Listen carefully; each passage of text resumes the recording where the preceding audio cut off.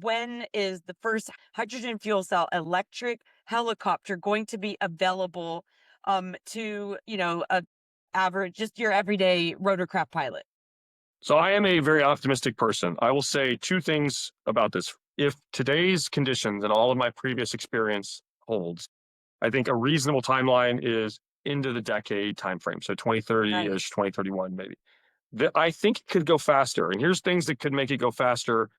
The priority that's being placed on things like light sport aircraft in the Mosaic world, or that are being put on the distributed electric propulsion stuff with the EIPP program and Mhm. other adjacent things, or even the things related to unmanned systems and the drone dominance executive order.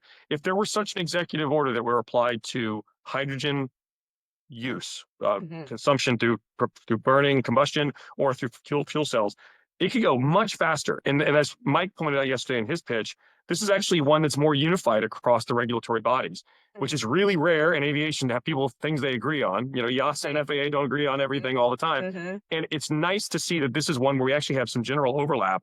So it'd be awesome if people in DC say, this is going to be our vision for the future is going to be hydrogen fuel cell powered stuff. And it could Mhm. be a mix of transportation in the air and transportation on the ground, and it's already transportation on boats. So I think Mhm. it'd be really great to say, let's go do this. And it's an executive order away, and then a bunch of R&D and national resources. And there's a lot of universities that can deploy resources to this. NASA certainly could benefit from focus on this.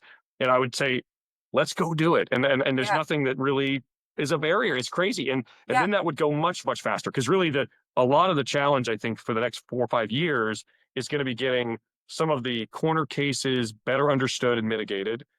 You think of the challenge I mentioned about pinhole leaks and dealing with Mhm. that, containment issues and packaging those, and all the hazards of refueling and refilling and all that.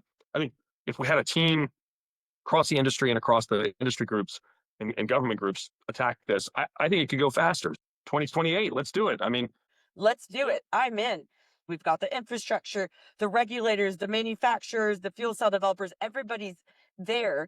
And we just need to go together, go to Congress and make it happen. we're trying to find we've never taken any money from anybody. Our Okay. business has been entirely self-funded. Nice. We, because of where we are in our business, we've got a lot of investments going into our R88.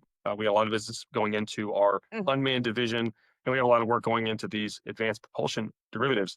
Mhm. If there were grant money that was available for electric and hydrogen production and development here in the US that didn't flow immediately to, SPAC related startups, Yep. we would really be able to accelerate and supercharge our work. I Mhm. think it does help, and we've never Mhm. taken money, so this is like the first time we'd ever consider doing it. But it would Mhm. help because I'm putting every dollar I can to drive a responsible business into Mhm. R&D, and I just don't have enough resources today to do the things that I would love to do with all of the hydrogen systems down the road. So it's an Mhm. example of where government can make a difference on how small businesses run their P&L if we had just a little bit of help here.